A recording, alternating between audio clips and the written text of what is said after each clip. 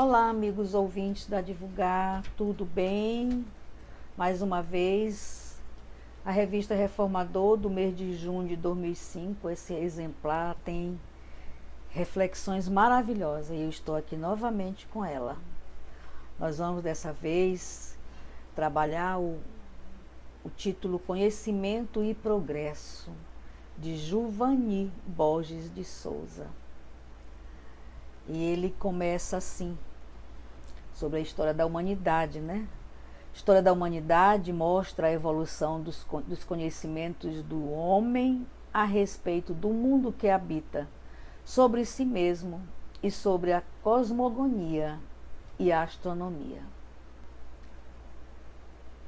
Homens de gênio reencarnados como enviados do governador deste orbe, retificaram conceitos errôneos e lutaram contra preconceitos arraigados do decorrer dos milênios.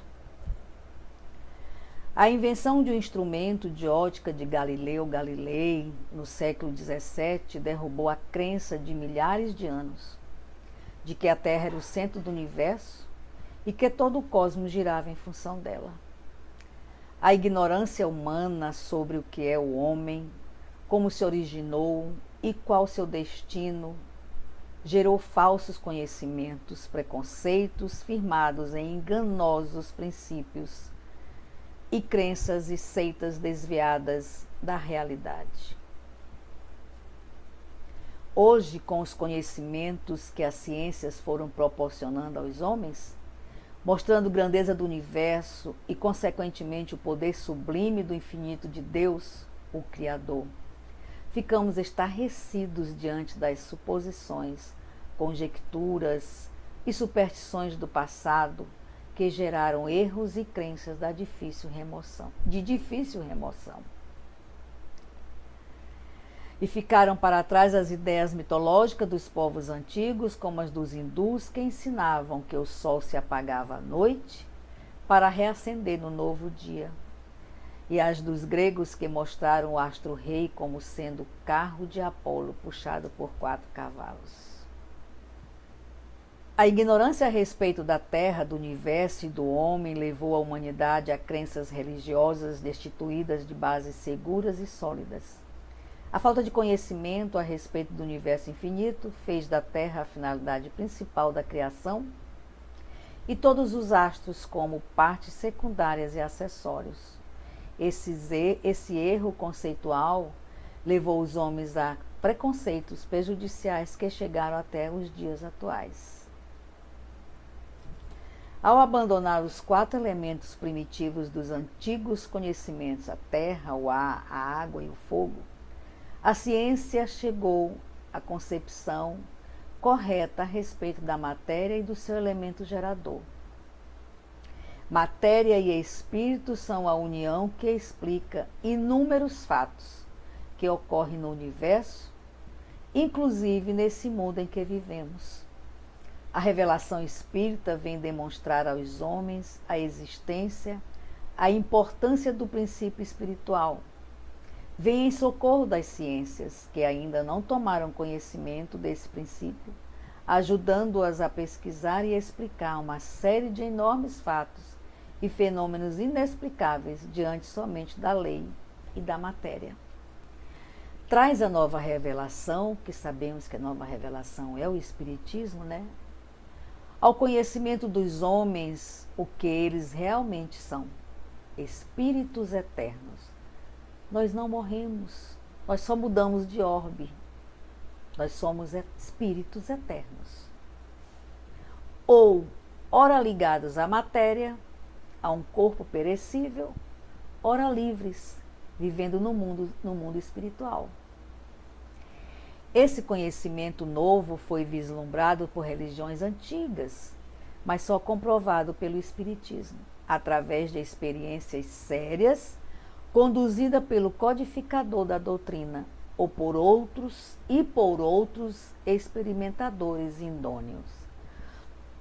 Kardec ele teve muito cuidado com essa codificação, ele comprovava cada resposta que ele tinha, perguntava para um, perguntava para outro, até ele fazer uma um apanhado de certezas para ele poder colocar na codificação. Ele teve muito cuidado com isso, né? E na história do Espiritismo, deparamos com alguns fatos que põem em evidência o preconceito que a ciência oficial precisa evitar para se comprometer com o erro.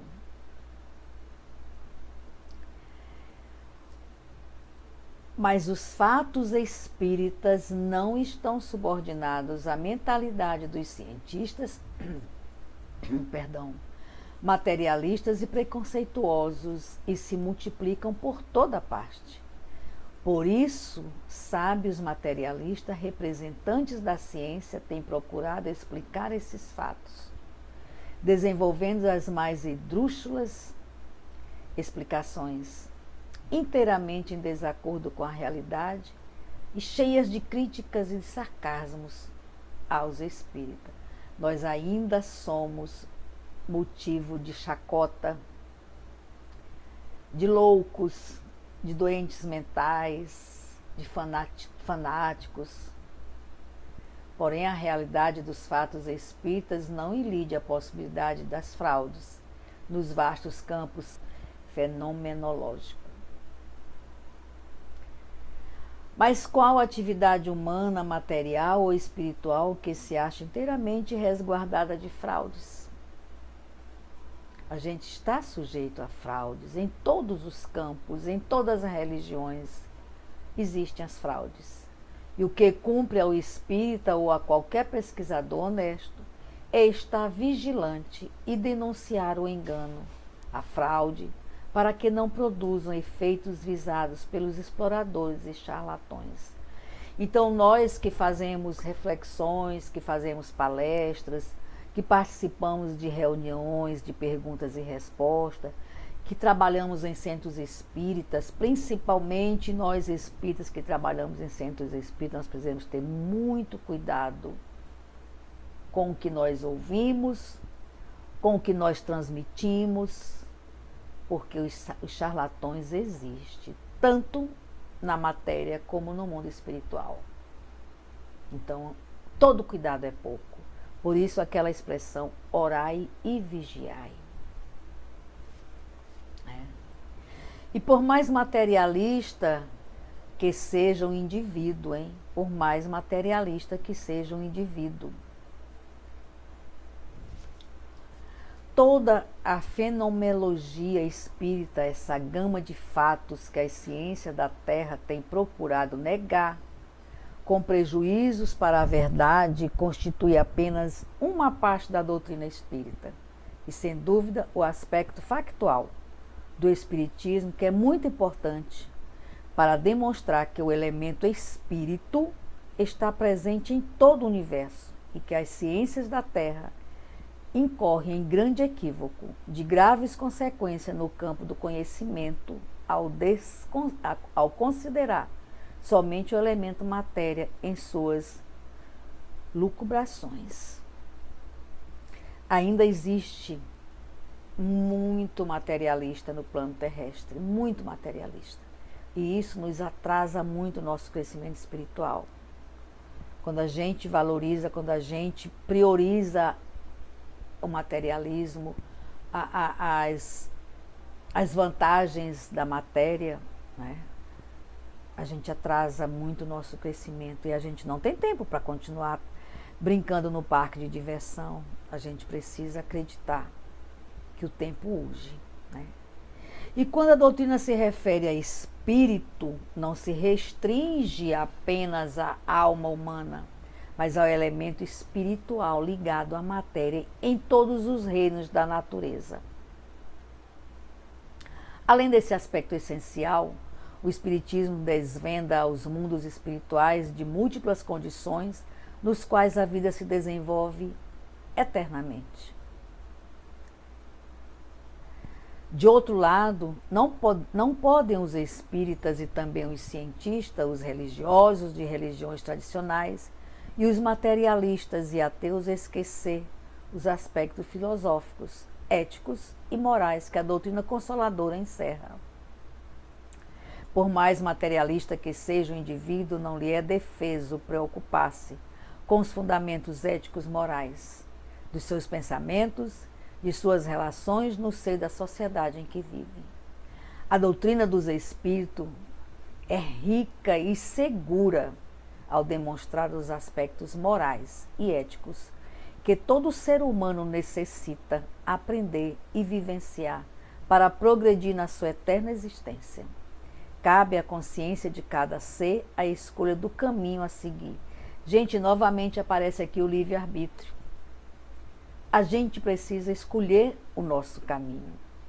E o caminho correto, o caminho do bem, o caminho do amor, o caminho da solidariedade, o caminho da caridade, o caminho da prudência. Cabe à nossa consciência, cada um de nós, escolher o nosso caminho a seguir. Porque a gente não pode esquecer que o nosso caminho, ele tem ida e tem volta. Tem plantio e tem colheita. Precisamos nos conscientizar disso. E o que nós plantamos, eu repito isso quase todas as minhas reflexões,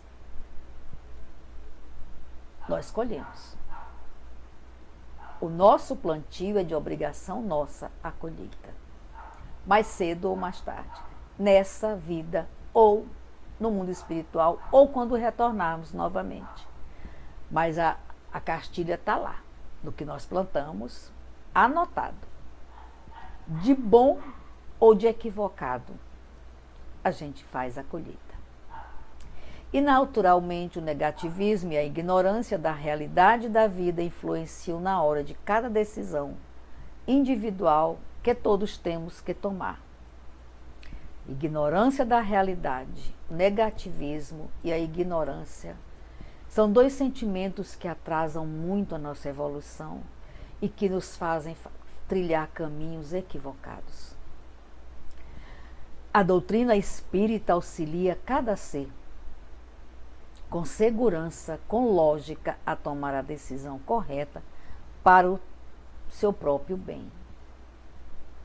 O Espiritismo demonstra que não há razão que justifique o exclusivismo das religiões, degladiando-se entre si, desde que a finalidade delas é conduzir as criaturas no caminho certo para a verdade, a vida, o destino fixado pelo Criador, tal como ensinou o Cristo de Deus e os seus enviados antes dele, que são os apóstolos. O conhecimento do Espiritismo, com as suas verdades reveladas por serem superiores, seria o meio e a forma de melhor reeducar os homens para a grande transformação e regeneração mundial. Nós somos responsáveis pela essa transformação de mundo de prova e expiação para o mundo regenerado. Olha o tamanho da nossa responsabilidade.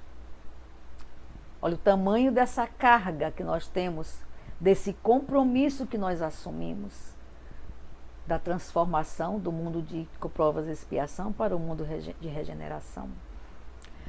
Prosperando-se esse conhecimento no seio das religiões e nos núcleos científicos, despojado dos preconceitos prejudiciais de fundo nihilista, materialista ou exclusivista, seria a alavanca poderosa para o despertamento daqueles que ainda não acordaram para as belezas da vida infinita do Espírito.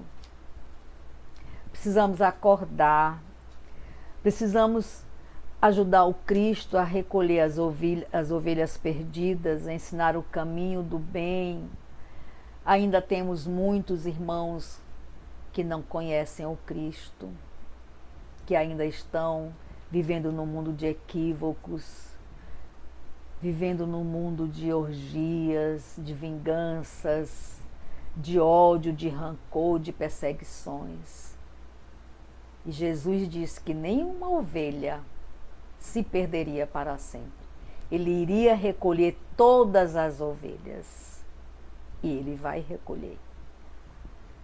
A gente só precisa aproveitar as oportunidades, visualizar as oportunidades e parar com o negativismo e parar com esse amor ao materialismo. Conhecimento da última das grandes revelações seria a forma de demonstração à humanidade que a vida é um bem inefável, competindo a cada ser humano lutar permanentemente pela a edificação, pela sua compreensão e pelo seu aperfeiçoamento constante. Vou repetir esse parágrafo.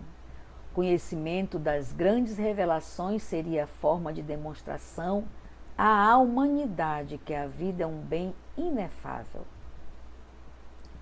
competindo a cada ser humano lutar permanentemente pela sua edificação, pela sua compreensão e pelo seu aperfeiçoamento constante. Essa luta conduz o ser ao conhecimento das leis superiores do Criador, resumidas no amor, na justiça presente em todo o universo. O amor, gente, é um sentimento que remove montanhas, que destrói,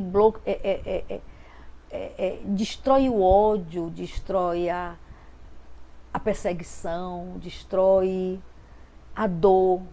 O amor é o sustentáculo da nossa mudança. A felicidade de cada ser consiste na sua integração total às leis soberanas estabelecidas por Deus, a inteligência suprema. A gente não pergunta quem é Deus, a gente diz assim: o que é Deus? É a inteligência suprema. O exemplo e modelo para os habitantes da Terra é o Cristo de Deus. Portanto, por tudo que ficou acima expressado nessa reflexão, ressalto o dever indeclinável de todos que tomam conhecimento da doutrina espírita, o Consolador prometido, de divulgá-la na medida de suas forças e de sua capacidade. Nós precisamos nos conscientizar que nós somos trabalhadores de última hora. Nós precisamos divulgar a doutrina com responsabilidade, com compromisso, com a certeza do que nós estamos disseminando. Nós não podemos criar. Nós precisamos seguir o Evangelho segundo o Espiritismo. Ele é o nosso livro de cabeceira.